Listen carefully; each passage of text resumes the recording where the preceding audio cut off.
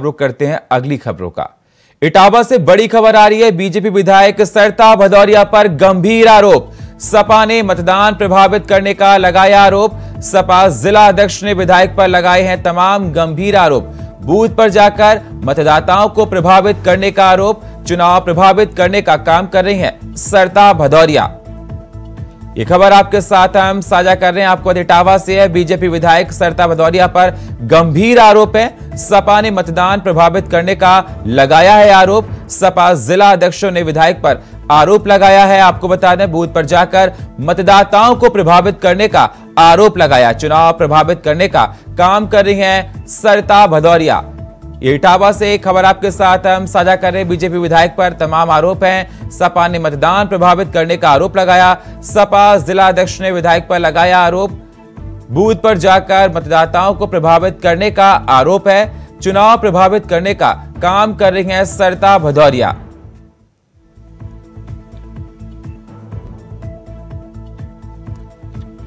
बदायूं में फर्जी वोटिंग की खबर सामने आई है। बुरके की आड़ में फर्जी वोटिंग की कोशिश। पुलिस ने सभी महिलाओं को हिरासत में ले लिया है। दातागंज के जूनियर हाई स्कूल के बूथ पर मामला है। जी हां, फर्जी वोटिंग को लेकर दातागंज के जूनियर हाई स्कूल के बूथ पर यह खबर आई है।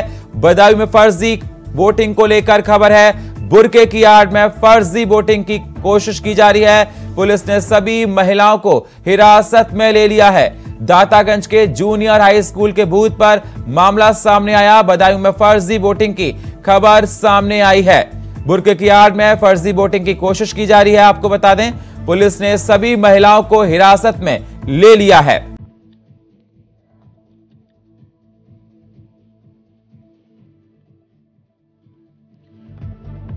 बुरके की आड़ में फर्जी वोटिंग की कोशिश की जा रही है। बदायूं में पुलिस ने सभी महिलाओं को हिरासत में लिया।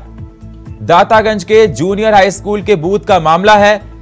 बदायूं में फर्जी वोटिंग की खबर सामने आई है। बुरके की आड़ में फर्जी वोटिंग की कोशिश। पुलिस ने सभी महिलाओं को हिरासत में लिया। दातागंज के जूनियर हाई स्कूल के बूथ का मामला है ये। बदायूं में फर्जी वोटिंग की खबर सामने आई है।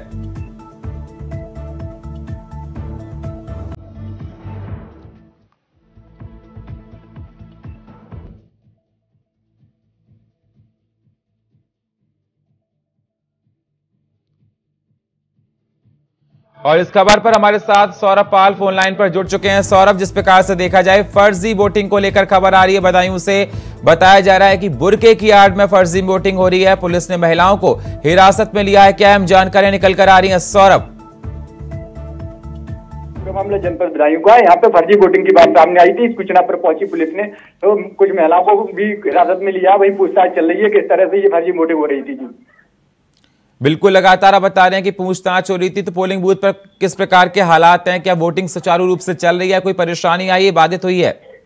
देखिए, फर्जी वोटिंग की सूचना पर पहुंची पुलिस ने तत्काल मामला संभालते हुए वहां पर वोटिंग चालू करा दी है। वहीं जो फर्जी वोटिंग कर रहे थे उन्हें हिरासत में लेकर पूछताछ कर रही है पुलिस। थाने में बिठा लिया है। जी, और जो महिलाएं पकड़ी गई हैं उनसे क्या कुछ अहम जानकारी निकल कर आई है? उनका क्या कहना है इस पर, पूरे मामले पर? वहीं पुलिस अधिकारी बता रहे हैं कि अभी बातचीत चल रही है। जब पूछताछ में जो सामने आएगा वो बता दिया जाएगा। जी, और अहम जानकारियां क्या है? मतलब सुचारू रूप से वोटिंग हो पा रही है पोलिंग बूथ पर? जी बिल्कुल, मैं आपको बता दूं, जनपद बदायूं में पूरी तरह से वोटिंग चल रही है। सही तरह से मतदान चल रहा है। कहीं पे कोई अप्रिय घटना घटने की कहीं संभावना नहीं है। और नहीं, पुलिस कहीं गश्त कर रही है, लगातार घूम रही है। जी, शुक्रिया सर हमारे साथ जुड़ने के लिए आपका। बलिया अति संवेदनशील बूथ पर उमड़ी भीड़। मतदाताओं ने धीरे मतदान पर जताई है नाराजगी। पीठासीन अधिकारी पर लगाए गंभीर आरोप। मुस्लिम मतदाताओं की पोलिंग बूथ पर भीड़। सिकंदरपुर अनुपम शिक्षण संस्थान लोहापट्टी का यह मामला बताया जा रहा है। जी हां, यह खबर आपके साथ हम साझा कर रहे हैं। आपको बता दें, बलिया में अति संवेदनशील बूथ पर उमड़ी है भीड़। मतदाताओं ने धीरे मतदान पर नाराजगी जाहिर की है। पीठासीन अधिकारी पर गंभीर आरोप लगाए। मुस्लिम मतदाताओं की पोलिंग बूथ पर भीड़ है। सिकंदरपुर अनुपम शिक्षण संस्थान लोहापट्टी का मामला बताया जा रहा है। बलिया अति संवेदनशील बूथ पर उमड़ी है भीड़। आपको बता दें, मतदाताओं ने धीरे मतदान करने का आरोप लगाया, नाराजगी जाहिर की है। पीठासीन अधिकारी पर गंभीर आरोप लगाए हैं। मुस्लिम मतदाताओं की पोलिंग बूथ पर भीड़ है। आपको बता दें, सिकंदरपुर अनुपम शिक्षण संस्थान लोहापट्टी का यह मामला बताया जा रहा है, जहां पर धीरे वोटिंग का नाराज दिखाई दे रहे हैं मतदाताओं का धीरे मतदान पर नाराजगी जाहिर की है।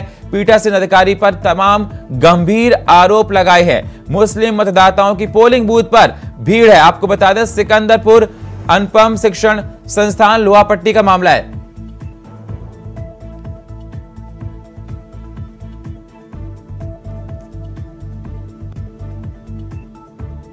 हमारे साथ संवाददाता जुड़ चुके इस खबर को लेकर। करुणेश पांडे हमारे साथ जुड़ चुके हैं। करुणेश, जिस प्रकार से देखा जाए सिकंदरपुर में अनुपम शिक्षण संस्थान लोहापट्टी का यह मामला है, जहां पर पोलिंग बूथ पर संवेदनशील बताया जा रहा है कि मतदाताओं ने धीरे मतदान पर नाराजगी जाहिर की है। क्या अहम जानकारियां निकल कर आ रही हैं करुणेश?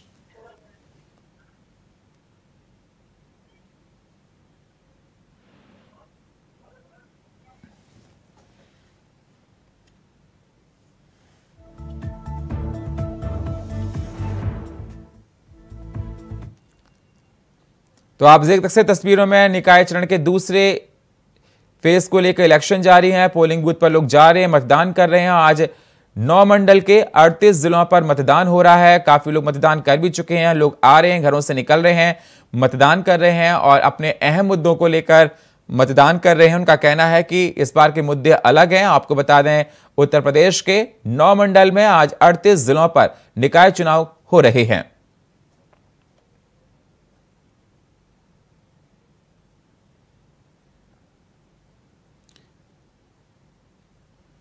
शैलन मिश्रा हमारे साथ इस समय जुड़ चुके हैं। शैलन जी, जिस प्रकार से देखा जाए मतदान लगातार हो रहे हैं, किस प्रकार से आप देखते हैं इस मतदान को और जो वोटिंग परसेंटेज निकल कर आ रहा है अभी तक बहुत कम है, वो क्या मायने दिखाता है?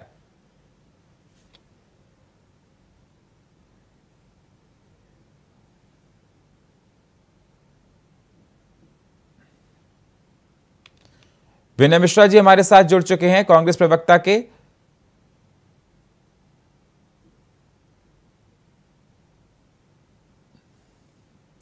विनय मिश्रा जी हमारे साथ प्रवक्ता कांग्रेस के समय जुड़ चुके हैं। विनय जी, जिस प्रकार से मतदान हो रहा है उत्तर प्रदेश में निकाय चुनाव के सेकंड फेज को लेकर, वोटिंग परसेंटेज बहुत धीरे दिखाई दे रही है, धीमी दिखाई दे रही है।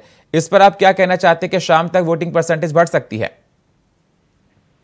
नहीं, वोटिंग परसेंटेज बढ़ने के आसार तो मुझे कम दिख रहे हैं, क्योंकि मैं खुद अपना वोट सुबह 7 बजे जब डालने गया तो मुझे लगा कि मैं जल्दी पहुंचूंगा तो शायद जल्दी वोट पड़ जाएगा। लेकिन अंदर जिस तरह से वोटिंग की प्रक्रिया है वो इतनी धीमे चरण में हो रही है कि लाइन सुबह से ही लाइन लग गई थी। एक मतलब मुझे अपना वोट डालने के लिए कम से कम 20 मिनट इंतजार करना पड़ा। तो इस हिसाब से अगर देखें तो ये आंकड़ा बहुत ऊंचाई तक तो नहीं जा पाएगा। कारण यही है कि जो मतदान की प्रक्रिया है वो बड़ी स्लो है। तो क्या ये माना जाए प्रशासन की और निर्वाचन आयोग की तरफ से कोई इंतजाम में कमी है जिससे प्रक्रिया बहुत स्लो चल रही है? विनय जी, देखिए, इंतजाम में कमी तो यही कह सकते हैं कि जो प्रशिक्षण उनको दिया गया है, कुछ चीजें उनको थोड़ा सा अपडेटिंग करनी चाहिए थी कि अगर कोई अपना पहचान पत्र नहीं ले गया है तो अगर दूसरा भी ले गया है तो उसको देख के वोट डालने दिया जाए कि वोटर लिस्ट में उसका नाम होना चाहिए, वोटर लिस्ट का मिलान करना चाहिए। लेकिन अगर एक मतदाता जो कि अंदर गया है उसके बाद वो अपने वोट को डालने में 10 से 15 मिनट लगाएगा तो फिर समय तो लगेगा ही। और दूसरी चीज, अव्यवस्था में मैंने एक चीज और नोटिस की कि जिस जगह पर मशीन रखी हुई है, जहां पर पार्षद और मेयर 2 मशीनें रखी हैं, वहां पर लाइट की अव्यवस्था थी। मतलब यह है कि अगर जिसकी नजर धुंधली है या थोड़ा सा कम दिख रहा है तो अंधेरे में उसको ढूंढने में समय लग रहा है कि किस जो भी उसका प्रत्याशी हो किस नंबर पे है, तो ये जज करने में भी इसको समय लग रहा है। ये एक वजह भी है कि मतदान प्रक्रिया में जो समय लग रहा है। बिल्कुल, आपका कहना है कि कहीं ना कहीं इंतजाम में थोड़ी बहुत खामियां नजर आ रही है जिससे लोगों को परेशानियां हो रही हैं। साथ ही साथ आपका यह भी कहना है कि वोटिंग स्लो होने का मतलब यह है कि प्रशासन की तरफ से थोड़े इंतजाम लचर दिखाई दे रहे हैं। मैं आपसे जानना चाहता हूं विनय जी, इस बार जो जनता वोट कर रही है वो कौन से अहम मुद्दों को लेकर वोट कर रही है?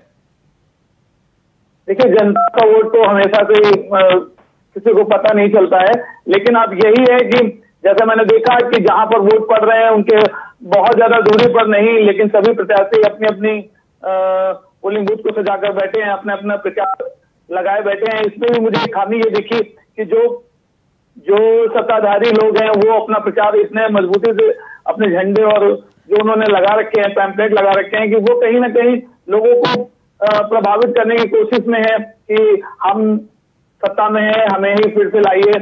और दूसरी चीज, जनता को तो देखिए, पब्लिक है, पब्लिक इस चीज को जरूर ध्यान देगी कि जो सरकार उन पर जो अतिरिक्त कर पड़ रहे हैं महंगाई से बचाने पे जोर देगी, पब्लिक का रुझान उसी सरकार की तरफ रहेगा कि जो उनकी जेब पर जो अतिरिक्त बोझ बढ़ रहा है उसको कम कर सके।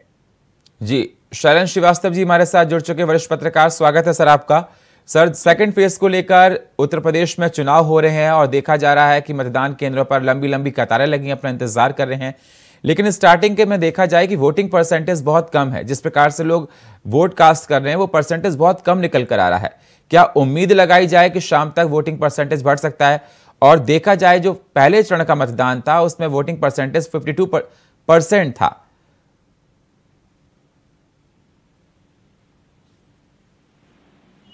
देखिए, पिछले वाले जो चरण में चुनाव हुआ है उसमें भी वोटिंग परसेंटेज कम था और आज के मतदान में भी उसी के आसपास रहने की उम्मीद है, क्योंकि ये निश्चित रूप से स्थानीय चुनाव है तो इसको छोटा चुनाव मानते हैं राजनीतिक दल भी और मतदाता भी। जी, ये आमतौर पर जो स्थानीय निकाय का है मतलब उसी तक सीमित रहता है सरकारी क्षेत्र, और मेजर वर्क तो ये रहता है कि शहर के अंदर की सड़कें और नाली और सफाई, तो इसको सीमित कर देते हैं, जबकि बहुत बड़ा प्रभाव होता है आम दिनचर्या पर, लेकिन इसको बहुत हल्के देते हैं, तो वो असर है। और दूसरा असर थोड़ा मौसम का भी है, जिस तरह से बाहर मौसम बहुत ही गर्मी वाला हो गया है इस समय, तो वो भी लोगों को हतोत्साहित कर रहा है घर से बाहर निकलने के लिए। और राजनीतिक दल जो बड़े बड़े थे, मतलब भारतीय जनता पार्टी के अलावा, उन्होंने इसको बस उसी तरीके से लिया है कि रस्म अदायगी कर दो और लगे कि हम भी चुनाव लड़ रहे हैं। तो जो एक हाइप बनती है ना, जब रिंग में दो पहलवान होते हैं और दोनों एक दूसरे को पटखनी देने की स्थिति में रोज मैच रोमांचक होता है, राह चलता व्यक्ति भी उसमें बैठ करके या रुक करके देखने लगता है। तो यहाँ उसका थोड़ा भाव है, यहाँ बस केवल ये है कि मैं बड़ा हूँ और बस समझ दो। तो उन्होंने कहा ठीक है, मान लिया आप बड़े हैं, हम निकल लिए। वो निकल गए कर्नाटक चुनाव में, बाकी लोग सपा बसपा और अन्य दल और भाजपा, उन्होंने कहा अब अकेले कोई किससे कितना लड़ेगा, रैली तो कर ली उन्होंने 18 जगह पर। तो कोशिश तो की गई कि हाइप बनाई जाए, लेकिन अकेले लड़ाई नहीं लड़ी जाती, हमेशा एक रखा जाता है सामने अपोनेंट। फिल्मों में देखिए जो विलेन होता है, जब ज्यादा विलेन होता है जी, तभी हीरो का हीरोइज्म निकल के आता है। अगर विलेन बहुत कमजोर हो, मरियल ना हो, तो हीरो का हीरोइज्म नहीं निकल नहीं पाता। तो कुछ वो भी एक माहौल है यहाँ पर।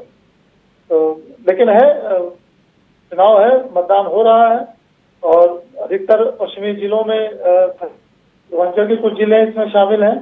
तो हर जगह इस चुनाव के माध्यम से हर पार्टी ये बताना चाहेगी कि हमारा भी जनाधार है। भारतीय जनता पार्टी इस रूप में लेकर चल रही है कि जब लोकसभा का चुनाव आएगा उससे पहले ही हम अपने लोगों को अपनी कमियों से अवगत करा देंगे और जहां पर हम और अधिक बढ़त बना सकते हैं उस पर अभी से हम कार्य शुरू कर देंगे। तो बिल्कुल भारतीय जनता पार्टी चुनावी मोड में है, बिल्कुल तैयारी के साथ है और सत्ता का उनको लाभ भी मिल रहा है। रही बात दूसरे दलों की, तो वो अंदर अंदर खाने में भी तैयारी कर रहे हैं, ऊपर से जाहिर नहीं कर रहे क्योंकि उनके पास अपेक्षाकृत कम रिसोर्सेज हैं या कर दिए गए हैं, दोनों स्थिति। शरण जी, बिल्कुल आपका कहना है कि मतदान हो रहे हैं, लोग वोट कर रहे हैं। मैं आपसे ये भी जानना चाहता हूं कि कम वोटिंग परसेंटेज का क्या मतलब होता है और ज्यादा वोटिंग परसेंटेज का क्या मतलब होता है? क्या एंटी इनकम्बेंसी देखी जा रही है? देखिए, जब कम वोटिंग होती है तो ये माना जाता है कि जो अभिजात के वर्ग है, जनरल क्लास के जो लोग हैं, जो अपर मिडिल क्लास के लोग हैं, वो लोगों ने रुचि नहीं ली है और इसमें वही लोग आए हैं आमतौर पर जो लोअर मिडिल क्लास या लोअर क्लास है, उसी को लोग अपना वोट बैंक के तौर पर ज्यादा जागरूक करके, लालच दे करके, जो भी कर लीजिए, उनको ले आते हैं। वो उनके लिए इनडायरेक्ट में एक अवसर की तरह भी होता है, किसी बहाने वो बड़े नेताओं के संपर्क में आते हैं, उनके ऊपर एहसान जताते हैं, ये उनसे अपनी नजदीकी बनाते हैं।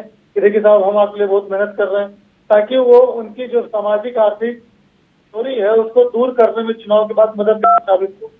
तो जो लोअर मिडिल क्लास है, लोअर क्लास है, वो इस अवसर का, इस मौके को अवसर के रूप में इस्तेमाल करता है, तो वो ज्यादा संख्या में आता बाहर।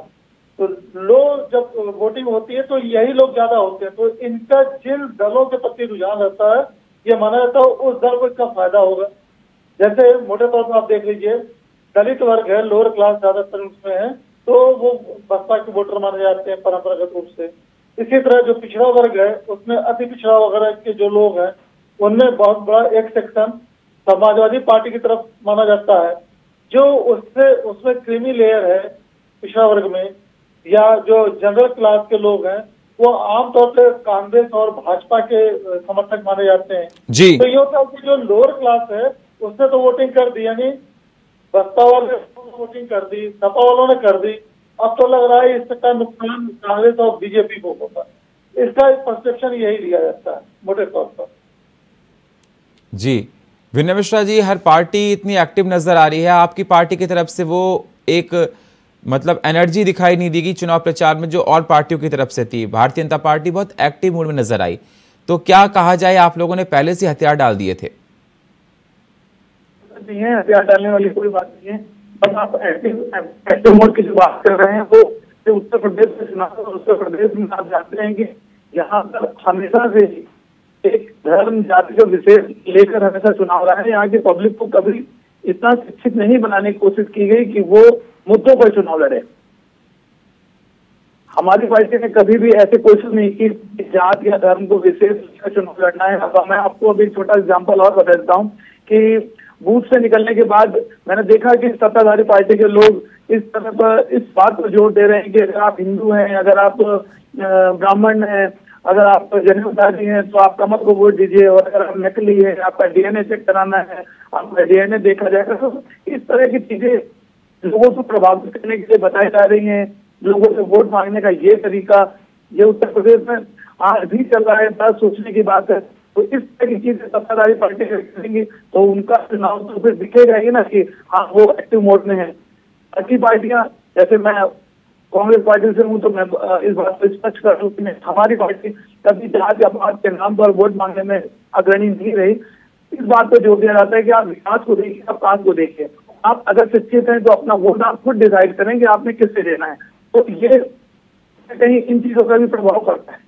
नहीं विनय जी, आना पड़ता है, बीच में अपने मुद्दों को रखना पड़ता है। आप देखा गया प्रियंका गांधी वो कर्नाटक के चुनाव में व्यस्त रही, उन्होंने इस चुनाव को इतनी इंपॉर्टेंस नहीं दी, एक भी जनसभा को संबोधित नहीं किया, जबकि जिम्मेदारी उनके ऊपर थी। तो कहीं ना कहीं जिस प्रकार से देखा जाए चुनाव प्रचार की जो रफ्तार आपके लिए बहुत धीमी रही, एक भी जनसभा ठीक से नहीं की गई, जिस प्रकार से देखा गया तस्वीरों में भारतीय जनता पार्टी की तरफ से योगी जी बहुत एक्टिव मूड में नजर आए। स्मृति ईरानी केंद्रीय मंत्री थी, उन्होंने अमेठी में जनसभा को संबोधित किया, उनके दोनों डिप्टी सीएम काफी एक्टिव मूड में नजर आए, अखिलेश यादव एक्टिव नजर आए, डिंपल यादव एक्टिव नजर आई, लेकिन आपकी पार्टी से इस चुनाव में मुझे इतना एक इंटरेस्ट लेते हुए लोग दिखाई नहीं दिए। तो क्या ये माना जाए, आप लोग जनता के बीच में कोई गए ही नहीं ठीक से जिस प्रकार से और पार्टी गई, तो जनता फिर आप पे विश्वास किस प्रकार से करे? नहीं, आपकी बात से मैं एग्री हूँ कि देखिए हमारी पार्टी के नेता से मुख्य रूप से कर्नाटक के चुनाव में रहे, लेकिन उत्तर प्रदेश के चुनाव में जिम्मेदारी दी गई। विनय जी, मैं आपको रोकना चाहूंगा, कानपुर से बड़ी खबर आ रही है। वार्ड नंबर 9 रविदासपुर मतदान केंद्र पर हंगामा, सपा और बीजेपी पार्षद प्रत्याशियों के पतियों में विवाद हो गया। बीएलओ पर सपा वोटर्स को भगाने का लगा है आरोप। बीजेपी प्रत्याशी के पति ने सपा समर्थकों पर लगाया आरोप। सपा समर्थकों पर गुंडाई करने का आरोप लगाया गया है। जी हां, ये खबर आपके साथ हम साझा कर रहे हैं। कानपुर से वार्ड नंबर 9 रविदासपुर मतदान केंद्र पर हंगामा, सपा और बीजेपी पार्षद प्रत्याशियों के पतियों में विवाद हुआ। बीएलओ पर सपा वोटर्स को भगाने का आरोप लगा है। बीजेपी प्रत्याशी के पति ने सपा समर्थकों पर आरोप लगाए हैं। सपा समर्थकों पर गुंडाई करने का आरोप लगाया गया है। कानपुर में वार्ड नंबर 9 रविदासपुरम मतदान केंद्र पर हंगामा है। सपा बीजेपी पार्षद प्रत्याशियों के पति विवाद हो गया। बीएलओ पर सपा वोटर्स को भगाने का आरोप लगाया गया है। बीजेपी प्रत्याशी के पति ने सपा समर्थकों पर लगाया आरोप।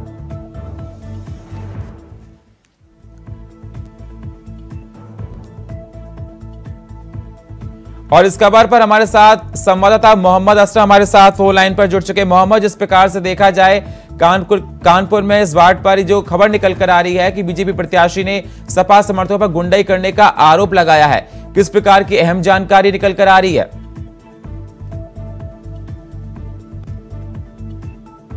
यहाँ पर दोनों ही गुट के समर्थक जो है आमने सामने आ गए थे। हालांकि वहां पर मौके पर पुलिस पहुंची है और लोगों को समझा बुझा कर शांत कराया है और उनको आश्वासन दिया है कि किसी भी तरह की चुनाव में गड़बड़ी नहीं की जाएगी। अगर ऐसा कोई करता है तो उसके ऊपर कार्रवाई की जाएगी। हालांकि इसको पूरे मामले को लेकर लगातार जो यहाँ के मजिस्ट्रेट हैं, एडीएम सिटी हैं और तमाम जो अधिकारी हैं वो जो तमाम जो बूथ हैं वहां पर पहुंच रहे हैं, लगातार निगरानी रखे हुए हैं, सुरक्षा व्यवस्था भी देख रहे हैं। तो फिलहाल जो है अभी जो मामला सामने आया था उसमें भी समझा बुझाकर लोगों को शांत कराया गया है और फिलहाल वहां पर भी शांति है।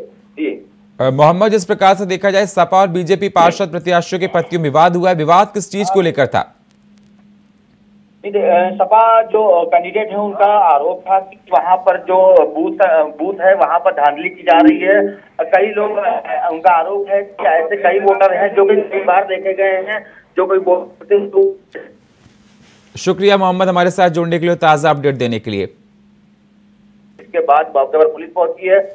हम चलते हैं विनय जी के पास। विनय जी अपनी बात कर रहे थे। जी मैं कह रहा था, देखिए कांग्रेस एक राष्ट्रीय पार्टी, मुझे तो बड़ी शर्म आती है इनकी भारतीय जनता पार्टी को राष्ट्रीय पार्टी समझते हुए कि एक राष्ट्रीय पार्टी के नेता किस तरह से, आप ये देखिए मतलब ये तो एक पार्षदी का चुनाव, एक क्षेत्र का चुनाव होता है, एक व्यक्तिगत चुनाव होता है जिसमें व्यक्ति के जो भी व्यक्तिगत रूप से खड़े हुए हैं उनके काम पर या उनके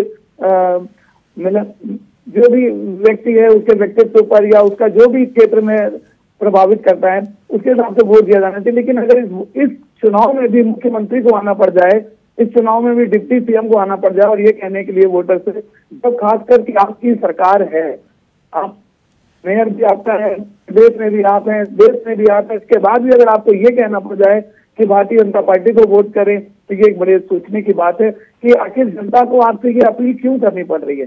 अगर आपका काम ठीक है, अगर आपकी सरकार बिल्कुल सुचारू रूप से चल रही है तो जनता जाहिर सी बात है आपको वोट करेगी, आपको तो वोट मांगनी ही नहीं चाहिए। लेकिन इसके बाद भी कहीं ना कहीं इसका मतलब है कि आपको हार का डर सताता है। इसी वजह से प्रधानमंत्री, मुख्यमंत्री, डिप्टी सीएम सभी चुनाव को पूरे एक्टिव मोड में दिखाई दे रहे हैं। शरण जी, बीजेपी को हार का डर सता रहा था इसलिए वो केंद्रीय मंत्री और सीएम इतने एक्टिव नजर आए, कांग्रेस पार्टी का कहना है इस प्रकार से। ऐसा नहीं है। देखिए, भारतीय जनता पार्टी आज की डेट में एक मजबूत पोजीशन में है, राजनीतिक रूप से भी और आर्थिक रूप से भी, और इसीलिए वो हर वो काम कर लेना चाह रहे हैं जो उनके करने की अभिलाषा कभी हुआ करती थी, जितने तरह के कार्य हैं। और इतना भी बता दें कि भारतीय जनता पार्टी का जो कार्यशैली दिख रही है, जिस तरह की इनकी तैयारी दिख रही है, जिस तरह से इनके कार्य दिख रहे हैं, उससे ऐसा लगता है कि इन्होंने वाकई अपना दीर्घकालिक कार्यक्रम बना रखा है जिसके तहत वो हर संस्था पर अपना आधिपत्य जमाने की कोशिश कर रहे हैं। वो उनकी कोशिश एक नहीं कई जनरेशन को प्रभावित करने की है। जिस तरह से वो पढ़ाई शिक्षा में कोर्स करिकुलम में चेंजेस ला रहे हैं, उसमें वो अपनी विचारधारा से जुड़े हुए चीजों को शामिल कर रहे हैं, जिसमें विरोध के जो भी गुंजाइश थी उनको कोर्स से बाहर किया जा रहा है।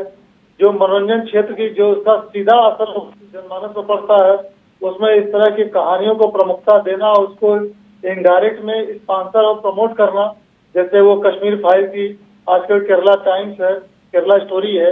तो इस तरह से ये लॉन्गर इम्पैक्ट डालने की कोशिश एक की जा रही है।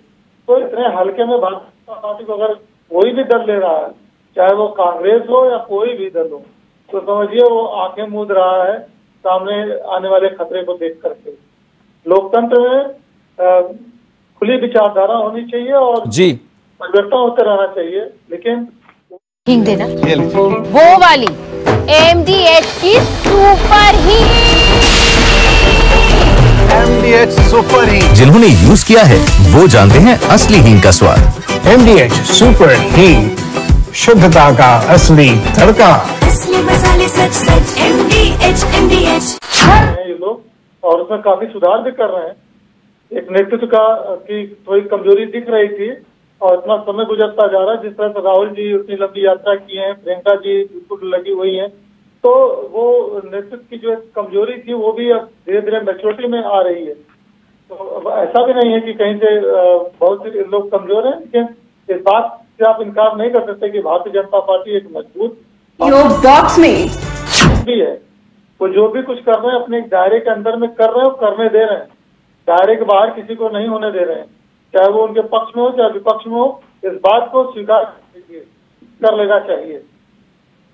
विनय जी, बीजेपी एक मजबूत पार्टी है, शलन जी का कहना है, और ये मानना पड़ेगा वो अनुशासित भी है और जो काम को करती है वह शिद्दत से करती है। तो कहीं ना कहीं पार्टी को मानना पड़ेगा कि उसको टक्कर देना बहुत मुश्किल है, क्योंकि जिस प्रकार से देखा जाए इतने राज्यों में सरकार, डबल इंजन की सरकार, ये जनता में कहीं ना कहीं विश्वास पैदा करता है। तो आप लोग क्या ये देखा जाए इतना स्ट्रांग देखकर, इतनी मजबूती देखकर पहले से ही पैर पीछे कर लिए? जी नहीं, बिल्कुल ऐसा नहीं है, मैं इस बात से बिल्कुल सहमत नहीं हूँ। अगर आप डबल इंजन की सरकार और इनकी कार्यशैली को देखें, इनकी स्ट्रेटेजी को देखें, तो आप देखें हिमाचल में क्या है। हिमाचल में क्या बीजेपी ने अपना प्रचार नहीं किया कि उसके कार्यकर्ता नहीं थे, कि नेता नहीं थे, कि प्रधानमंत्री नहीं गए, कि मुख्यमंत्री नहीं गए। अब देखिए वहां पर क्या रिजल्ट आया। ठीक इसी तरह आपने सर्वे देखा, कर्नाटक जो प्रेजेंट में चुनाव वहां पर हो रहे हैं और जिसका रिजल्ट आने वाला है उसका आपने देखा, जो सर्वे निकल कर आया है वहाँ भी आपको दिख रहा है बीजेपी वहां पर सेकंड पार्टी के रूप में और कांग्रेस पार्टी नंबर 1 की पोजीशन पे। और ये आंकड़े मेरे नहीं है, ये पार्टी के नहीं है, ये तो सर्वे बता रहे हैं जिसमें भारतीय जनता पार्टी नंबर 1 पर नहीं है और कांग्रेस पार्टी नंबर 1 पर। तो ये कहना बिल्कुल अनुचित होगा कि भारतीय जनता पार्टी बड़ी मेहनत और बड़ी शिद्दत के साथ काम कर रही है। अगर ऐसा होता तो जो चुनाव निकल चुके हैं और जो चुनाव इस समय प्रेजेंट में चल रहे हैं उनमें ये चीजें दिखाई देती हैं। दूसरी चीज आपने देखा होगा, आप उत्तर प्रदेश के चुनाव को देखिए, चुनाव होते हैं, आप केवल और केवल 2 चेहरे लेकर आप सामने आ रहे हैं, आप अपने कामों को आगे नहीं दिखा रहे हैं, आप केवल योगी मोदी धर्म की राजनीति कर रहे हैं, आप मंदिर 370 मुद्दे उठा रहे हैं जो कि आपके चुनावी मुद्दे थे जिनको आपने पूरे किए हैं। इसके बाद भी उन्हीं मुद्दों पर आपको चुनाव लड़ना है। आपको नया मुद्दा फिर है नहीं, आप महंगाई की बात नहीं कर रहे हैं, आप बेरोजगारी की बात नहीं कर रहे हैं। आप उत्तर प्रदेश में आज का अखबार उठा के देखिए या पहले भी देखिए, मैं अभी सुबह पढ़ रहा था किस तरह से व्यापारी को मार दिया जाता है, सिपाही पर हमला हो जाता है, सिपाही को मार देते हैं, लड़कियों को घर से निकलना मुश्किल हो चुका है। इन मुद्दों पर कभी चुनाव नहीं लड़ते हैं। जो राम को लाए हैं उनको लाएंगे, योगी की सरकार धूल मिट्टी में मिला देंगे। आप बयान देखिए। एक विनय जी, हम आपके पास आएंगे, हमारे पास से बड़ी खबर आ रही है। आपको बता दें यूपी निकाय चुनाव के दूसरे चरण का मतदान लगातार जारी है। अलीगढ़ में सुबह 11 बजे तक 18.1% मतदान, बुलंदशहर में 11 बजे तक 27.42%, हमीरपुर में सुबह 11 बजे तक 24.87%, अमेठी में 11 बजे तक 23.66%, मिर्जापुर में 11 बजे तक 19.17% मतदान हुआ है। सुबह 11 बजे के डेटा हम आपके सामने रख रहे हैं। इतना मतदान हुआ बुलंदशहर में 27.42%, हमीरपुर में 11 बजे तक 24.87%। आपको बता दें अमेठी में 11 बजे तक 23.66% मतदान हुआ। मिर्जापुर में 11 बजे तक 19.17% मतदान हुआ है। दूसरे चरण के मतदान चल रहे हैं निकाय को लेकर, पोलिंग बूथों पर लोग जा रहे हैं, वोट कास्ट कर रहे हैं। गाजियाबाद जिले में 11 बजे तक हुआ कुल 20.33% मतदान।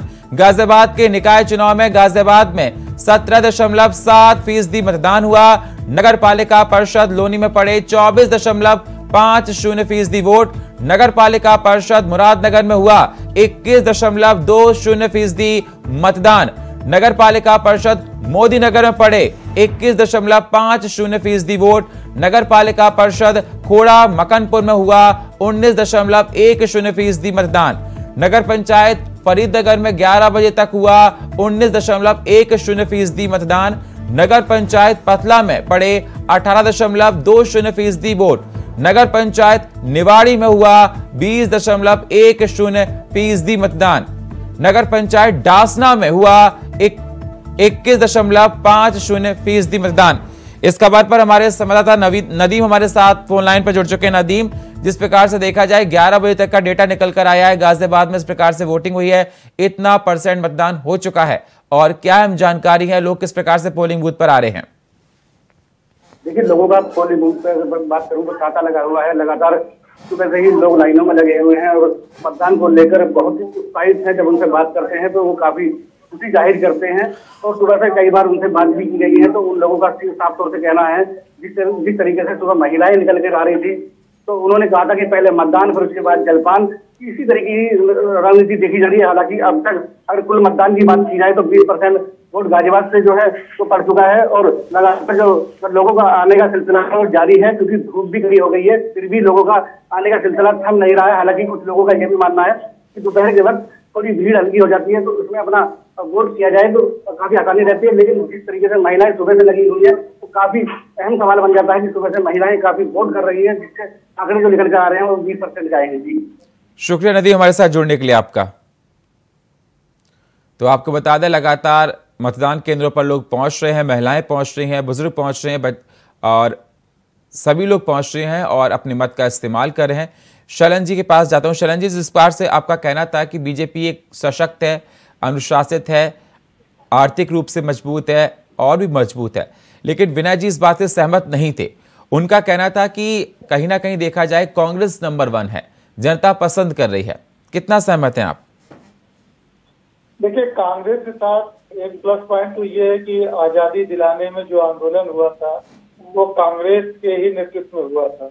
एक तो वो इमोशनल वो अटैचमेंट और एक उसकी पोजिशनिंग सबके दिमाग में आम भारतीयों की। दूसरी चीज, कांग्रेस पार्टी ज्यादा उदारवादी पार्टी है, लिबरल है, सबको एक तरफ से जोड़ करके मतलब ले चलती है, कहीं कोई उस तरह का विरोध नहीं है किसी जाति या किसी धर्म विशेष के प्रति। वहीं तो भारतीय जनता पार्टी बहुत ही अच्छी है, बहुत ही सामाजिक बात करते हैं, बहुत ही आदर्शवादी की एकदम सुशासन की व्यवस्था, लेकिन उनका सब कुछ सीमित है एक धर्म, आम धर्म के प्रति उनके जो सोच है।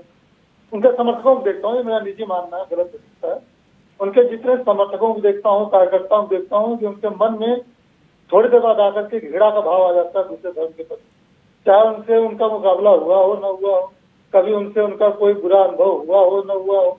तो ये बात हर कोई समझता है, जानता है। इस वजह से एक बड़ी जमात जो है वो हिचकिचाती है, इस वजह से सत्ता में नहीं आ पा रही।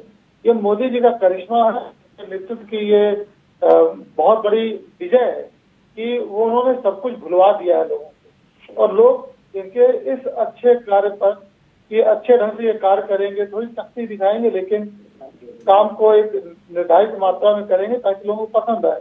तो उस तरीके से इनको मौका मिला हुआ है और उससे बहुत सी चीजें निर्मूल साबित हुई।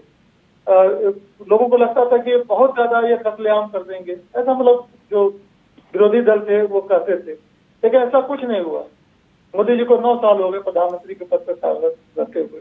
व्यक्तिगत रूप से कोई आरोप तो नहीं लगा। ये अलग बात है कि अदानी को ज्यादा समर्थन दे करके अदानी का ज्यादा विकास हुआ, तो एक मन में लोगों के एक शक की सुई घूमने लगी कि आप तो शरीफ हैं, आप तो ईमानदार हैं, लेकिन आपने ऐसे लोगों को आगे बढ़ाया है। तो इनडायरेक्ट में तो यही होता है, नेता लोग क्या करते हैं, कुछ पैसा थोड़ी कमाते हैं, तो अपने साथियों को कमाते हैं तो वो सुरक्षित हो जाते हैं। तो लेकिन हर जगह कमी और अच्छाई रहेगी। किसी को सोचिए कोई फरिश्ता निकल के आ जाएगा, तो ऐसा नहीं है। हर कोई इंसान है, कोई यहीं से है, सबके साथ कुछ कम कुछ ज्यादा ये कमियां और अच्छाइयां फीचर के रूप में रहती हैं। जिनमें ज्यादा अच्छाइयां उनको हम ज्यादा अच्छा बोलते हैं, उनको अच्छा हम कहेंगे। तो यहाँ पर कांग्रेस के साथ बस यही है कि कांग्रेस एक लिबरल पार्टी है, बीजेपी वहां पर उस कंपेरिजन में लिबरल उतनी नहीं है। वो थोड़ी अनुशासन के नाम पर या विचारधारा के नाम पर वो एक धर्म तक सीमित रहती है।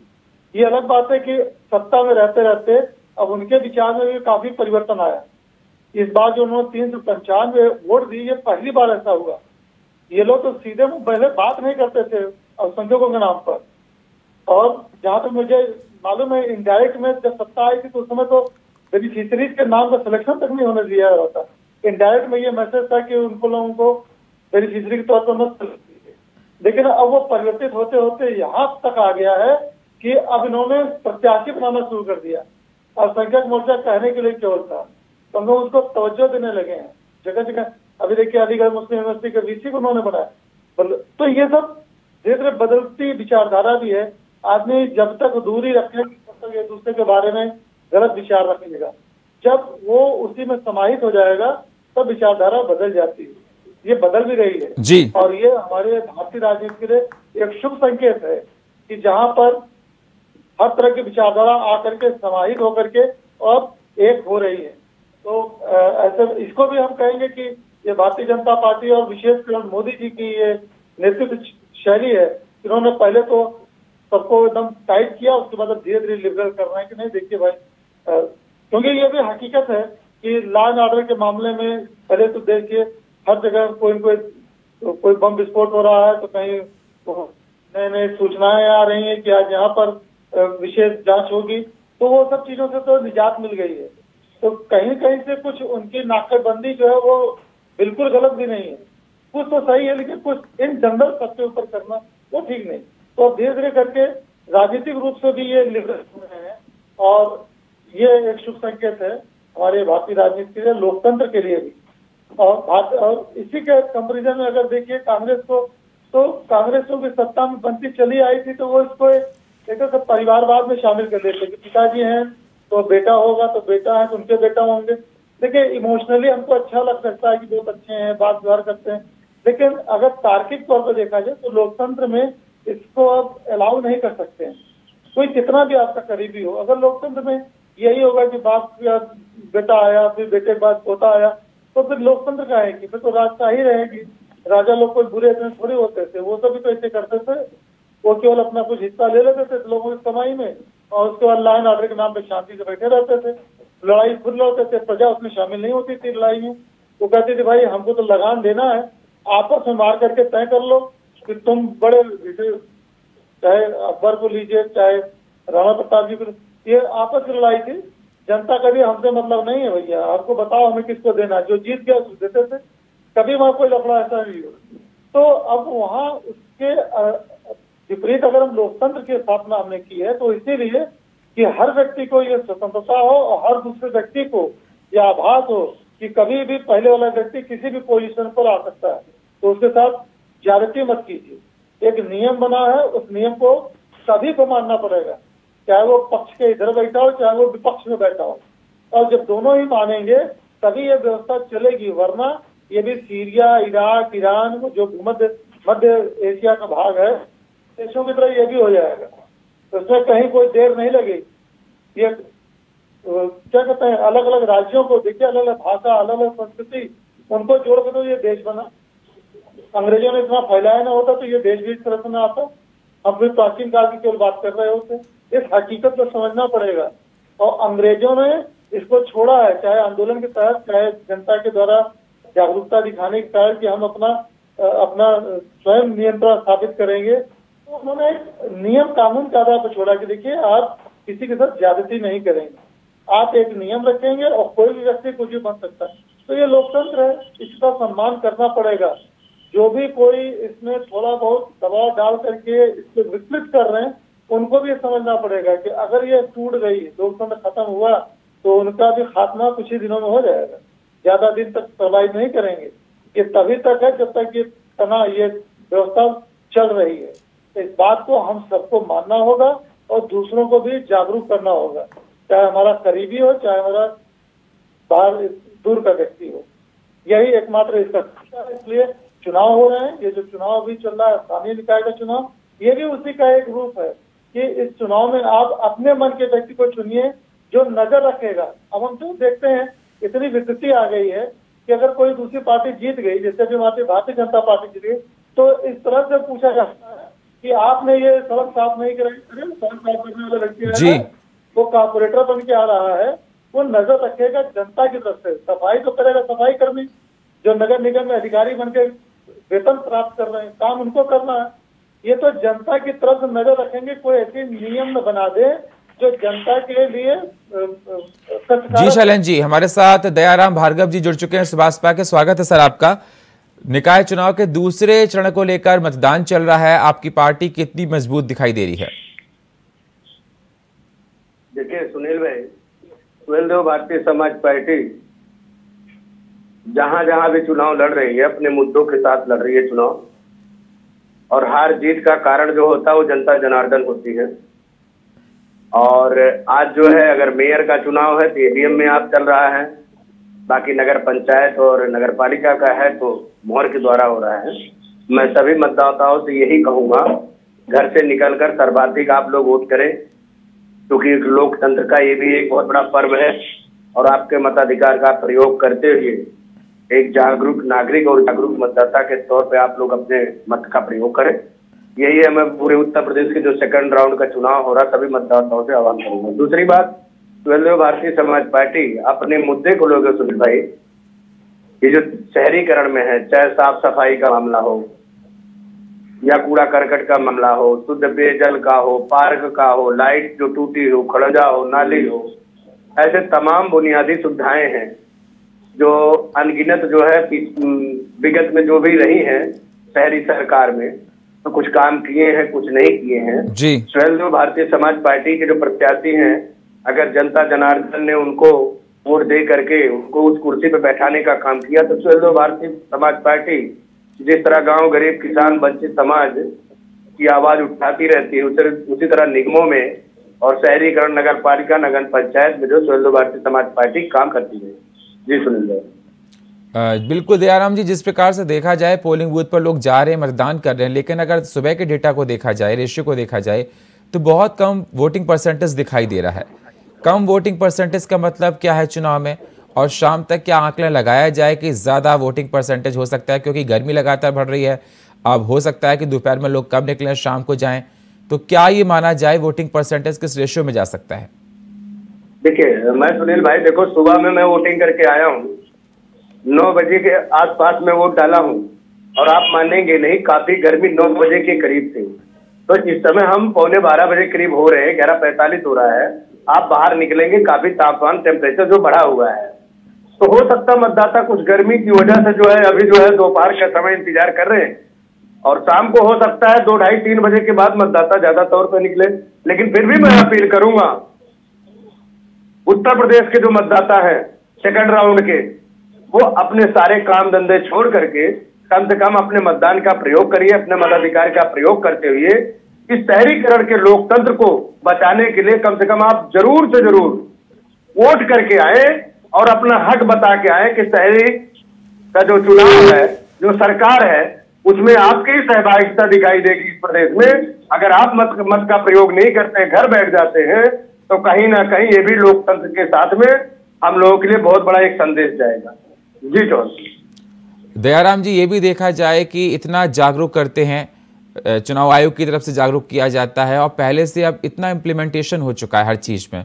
जिस प्रकार से अगर हम आज से 10 साल 20 साल पुराने वोटिंग को देखें, परसेंटेज वही हुआ करता था लमसम जो आज है, और इतना एडवांसमेंट हो चुका है हर चीज़ को लेकर, लोगों में वो बदलाव नहीं आया जो आना चाहिए वोटिंग को लेकर। 80% 90% वोटिंग परसेंटेज नहीं जाता है, तो खामियां कहाँ रह जाती हैं, या लोगों में इंटरेस्ट नहीं दिखाई देता? देखिए, उसका कारण है उत्तर प्रदेश ही नहीं पूरे देश में कोरोना के बाद आप देखेंगे लोगों की नौकरियां, यानी कि उनकी रोटी रोजगार की जो सुविधा थी वो बहुत ज्यादा कम हुआ है। उसका कारण हम मान लेते हैं, जैसे पूर्वांचल के हमारे काफी साथी हैं, वो या तो दिल्ली प्रदेश में आ गए, महाराष्ट्र चले गए, चेन्नई चले गए, पंजाब चले गए, हरियाणा चले, यानी गुजरात चले गए, उन शहरों में लोग जाने का काम किए हैं क्योंकि उनको रोटी रोजगार वहां दिखाई देता है। उत्तर प्रदेश में है, उत्तर प्रदेश में भी रोटी रोजगार की कमी है। और आप देखेंगे जब से कोरोना काल का जो मौसम गुजरा है, उस त्रासदी से लेकर के अब तक जो 4th क्लास के लोग प्राइवेट नौकरियां काम करते थे, आप सुनील भाई याद दिला दूं, देश की वित्त मंत्री निर्मला सीतारमण जी हैं, उन्होंने स्वयं लोकसभा और राज्यसभा में बयान दिया था कि नोटबंदी और कोरोना काल में 9 लाख कंपनियां बंद हुई हैं। तो आप ये मान के चलिए अगर 9 लाख कंपनियां बंद हुई है तो 9 लाख कंपनियों में गांव, गरीब, किसान, मजदूर, नौजवान, वंचित समाज का बेटा काम करता था सुनील भाई। तो अगर 9 लाख कंपनियां बंद हुई तो सरकार का दायित्व बनता था कि अगर वित्त मंत्री जी ने कहा कि 9 लाख कंपनियां बंद हुई तो क्या उसके अवध में कोई और कंपनियां सृजन किया सरकार ने, और नहीं किया तो उस प्लेटफॉर्म को कैसे दुरुस्त किया। तो ये तमाम विसंगतियां हैं। तो देखो, देश में लोगों को अपनी जीविका चलाने के लिए कुछ न कुछ उनको करना पड़ रहा है। ये माना जा रहा है जैसे हम काफी, मैं तो यहाँ क्या नाम है, गाजियाबाद जिले में रहता हूँ, बगल में हमारा नोएडा गौतम बुद्ध नगर आता है। ये उत्तर प्रदेश का नौकरियों का एक हब माना जाता है। लेकिन यहाँ भी आप देखेंगे जो लोग फैक्ट्रियों में जिनकी तनख्वाह कोरोना से पहले 10,000, 12,000, 15,000 हुआ करता था, कोरोना काल के बाद एक तो फैक्ट्रियां बंद हो गई, दूसरी फैक्ट्रियों में या उसी फैक्ट्री में जब दोबारा उनको काम मिला तो 7,000, 8,000, 9,000 उनकी तनख्वाह हो गई है। तो एक तो उनका आय कम हो गया, महंगाई डबल हो गई। तो महंगाई डबल होने के कारण, आय कम होने के कारण पहली बार जो है हमारे देश का युवा पीढ़ी या जनता जनार्दन जो है वो सबसे पहले अपने जीविका के पीछे भगा है। एक समय वो भी दौर हुआ करता था कि 2-4 दिन आदमी छुट्टी कर लेता था, 10 दिन, तो उसे ये नहीं गम हुआ करता था कि मैं 4 दिन काम नहीं करूंगा तो मेरा आगे का भविष्य क्या होगा, या बच्चों का शिक्षा दीक्षा कैसा होगा, कपड़ा लत्ता कैसा होगा, घर का साग सब्जी कैसा होगा, ऐसा नहीं था। लेकिन आज महंगाई की चोट, बेरोजगारी की चोट, लोगों की आय कम होना और महंगाई डबल होना लोगों के ऊपर बहुत बड़ा प्रभाव डाला है। लोगों की मानसिकता बहुत ग्रसित हो गई है। तो इसको मैं मेन मुद्दा मानता हूं। और सबसे बड़ी बात, देश में चाहे किसी की सरकार हो, उन सरकारों के जो नेताओं की नुमाइंदगी है, उन लोगों ने क्या पीछे बोला और क्या किया और क्या अब बोल रहे हैं, क्या नहीं कर रहे हैं, ये भी जनता जनार्दन ये देख रही है कि हमारे साथ हमेशा छलावा का काम होता है। जब भी सरकार कोई बनाने का काम करता तो कहता हम वंचित समाज की बात करेंगे, गरीबों की बात करेंगे और उत्थान की बात करेंगे, शिक्षा की बात करेंगे, रोजगार की बात करेंगे, स्वास्थ्य की बात करेंगे। ये तमाम मुद्दे रहते थे। लेकिन कहीं ना कहीं सरकार बन जाती, चाहे वो शहरीकरण की सरकार हो, चाहे प्रदेश अध्यक्ष की सरकार हो, इन मुद्दों से हट करके लोग अन्यत्र में जाने का काम किए। तो जनता ने ये मन बना लिया कि भाई हम वोट करते हैं तो अच्छी सरकार के लिए, लेकिन सरकारें अच्छा ना दे करके हमको कहीं कहीं महंगाई में ढकेलने का काम किया, हमारा आय कम कर दिया, हमारे शिक्षा और स्वास्थ्य को महंगा कर दिया। ये तमाम ऐसे मुद्दे हमारे देश और प्रदेश में है। जी सुनील भाई। बिल्कुल विनय जी, मैं आपके पास आऊंगा। जिस प्रकार शलन जी ने कहा कि विपक्ष ने बहुत घेरा मोदी जी को, लेकिन वो कोई भी आरोप नहीं लगा पाए, उन पर कोई भी आरोप नहीं लगा पाए और उनके काम करने का तरीका बहुत अच्छा रहा। जनता पसंद करती है और आज भी वो आर्थिक रूप से बहुत मजबूत हैं और जनता में विश्वास उनका बहुत ज्यादा है। क्या आप मानते हैं? देखिए सुनील भाई, जनता ने माना इसीलिए तो सरकार बनी है। हमने कब कहा? मैं कह रहा हूं कि जनता ने अगर वोट नहीं दिया तो सरकार क्यों बनती? लेकिन सरकारों का दायित्व तो है। मैं धरती की बात कर रहा हूँ, हकीकत की बात है। आप आइए नोट। दयाराम जी, मैंने विनय जी से सवाल ये पूछा था जी। मैं आपके पास आऊंगा अभी। विनय जी, मेरी आवाज आपको मिल रही है? जी मिल रही है। मैंने आपसे ये पूछा था, शलन जी का ये कहना था कि विपक्ष लगातार मोदी पर तमाम सवाल खड़े करती है, उसके बाद भी व्यक्तिगत रूप से एक भी आरोप पिछले 9 साल में नहीं लगा पाई। उनकी शख्सियत आर्थिक रूप से मजबूत है, जनता में विश्वास है, जनता उनको पसंद कर रही है। इससे कोई इससे कोई संदेह नहीं कर सकता इस बात पर। देखिए, ये बात से मैं सहमत नहीं हूँ, इसलिए कि मोदी जी केवल अपने मन की बात करते हैं, सुनते कहाँ हैं? देखिए, बात मोदी सुनाते हैं, लोगों की नहीं सुनते हैं। आप देख रहे हैं कि किसानों को जो धरना चल रहा था, कितने महीनों तक चला, सालों तक चला, उसमें मोदी ने कोई सुनवाई नहीं की। इसके बाद मजबूरन उन्हें अपने उस फैसले को वापस लेना पड़ा। अब आप देखिए, जंतर मंतर में देश की बेटियां, जो पहलवान बेटियां हैं, देश की लिए स्वर्ण पदक जीत चुकी हैं, वो वहां इतने दिनों से प्रदर्शन कर रही हैं। लेकिन मोदी जी कर्नाटक के चुनाव में व्यस्त हैं, वो मुद्दों को हवा देते हैं और उनको उन धार्मिक मुद्दों को हवा देने के कारण नीति के कार्यकर्ता में जोश बढ़ जाता है। और आपने देखा कि कैसे बजरंग दल कार्यकर्ताओं ने कांग्रेस पार्टी के दफ्तरों को घेरा, आगजनी करने की कोशिश की। केवल प्रधानमंत्री का काम ऊपर से बैठकर नीति के कार्यकर्ताओं को उकसाना है और जनता की बात को सुनना है, शायद उनका कर्तव्य नहीं है। क्योंकि अगर ऐसा होता तो आपने देखा कि ट्विटर पे भी एक्टिव रहते हैं, सोशल मीडिया पे भी एक्टिव रहते हैं, क्या उनके कानों में उन व्यक्तियों की आवाज नहीं जा रही है जो जंतर मंतर में प्रदर्शन कर रही है? अब एक तरफा संवाद होगा, एक तरफा बात होगी, तो जाहिर सी बात यही माना जाएगा कि हाँ भाई ये व्यक्ति ठीक है, इस पर कोई आरोप नहीं लग रहा है। आरोप लगे तो कैसे लगे? जो उसे एक ही सत्ताधारी सरकार के अंडर में चलते हो, कि वो वही लिख रहे हो जो सरकार चाह रही है। अगर आपने उनके विरोध में कुछ लिखा तो दूसरे उन पर एक्शन ले लिया जाता है। जनता की बात सुनी नहीं जाती, जनता अपनी बात करती है। जनता पर तो वही दिखाया जा रहा है ना, पब्लिक को तो वो दिखाया जा रहा है जो सरकार चाहती है। पब्लिक क्या चाहती है, पब्लिक क्या कह रही है, इससे सरकार को कोई मतलब ही नहीं है। आप अपनी मन की बात को घंटों बैठ के सुनाते हैं और तो एपिसोड पूरे कर लेते हैं, लेकिन जनता के मन की बात कौन सुनेगा? वही जनता है जी। सिलेंडर की बात स्मृति ईरानी सड़क पर आकर प्रदर्शन करती थी सिलेंडर को लेकर, आज जनता। शैलेंद्र जी जवाब दीजिए। उनका कहना है जो आपने बातें कही उनको डिनाई कर दिया। उन्होंने कहा कि प्रधानमंत्री जी जनता की सुनते कहाँ है, मन की बात ही करते हैं। हाँ, ये उनकी अपनी शैली है कि वो अपने आप को, जो भी सबका तरीका है, मैं समर्थन नहीं कर रहा हूँ, ये बहुत अच्छा काम कर रहा है। समाज को अगर रोक देता है कोई, वन साइडेड करता है, तो ये कोई अच्छी बात नहीं है। लेकिन जैसा कि कह रहे हैं अगर कि उन्होंने मन की बात भी नहीं की, उन लोगों से बात नहीं की है, तो देखिए उन्होंने एक दूसरी लकीर खींची है। जैसे कहा जाता है यदि आपको प्रतियोगिता करनी है तो बजाय दूसरों को टंगड़ी मारने के आप उससे ज्यादा लंबी दौड़ के दिखा दीजिए। आप लाइन को छोटी करने बजाय लाइन को लंबी खींचिए और अपने साइज को बड़ा कर लीजिए। तो उन्होंने भी जनता से सीधा संवाद कायम किया है और उन्होंने पूरे मीडिया को साइडलाइन कर दिया है। मैं इस बात पर गौर कीजिए, पहले यहाँ परंपरागत रूप से जो भी हमारे राजनीतिक दल होते थे वो मीडिया के माध्यम से जनता से संवाद करते थे, या कोई रैली वगैरह किया या कोई यात्रा की, उसमें संवाद उनका होता। लेकिन इन्होंने एक नई व्यवस्था बनाई, इन्होंने मीडिया को एक साइड में करके डायरेक्ट अपना संवाद स्थापित किया। इन्होंने सीधे सोशल मीडिया के माध्यम से जगह जगह ग्रुप बनवाए और ग्रुप के अंदर में ग्रुप बनवाए और इस तरह से उन्होंने बहुत जाल बिछा दिया। ये इन्होंने एक्सपीरियंस किया रहा होगा गुजरात में एज ए चीफ मिनिस्टर निश्चित रूप से, तो ये उनकी सोच है जी। और उसी की वजह से उन्होंने रेडियो को, जो कि एक तरफ से कम होता चला जा रहा था, उन्होंने उस पर प्रोग्राम दिया है कि हम बोलेंगे क्योंकि उसकी रीच ज्यादा हो सकता है और हम बोल देंगे और बाकी चीजें वो अपने स्रोतों से ले रहे हैं, इंफॉर्मेशन लोगों से कलेक्ट कर रहे हैं।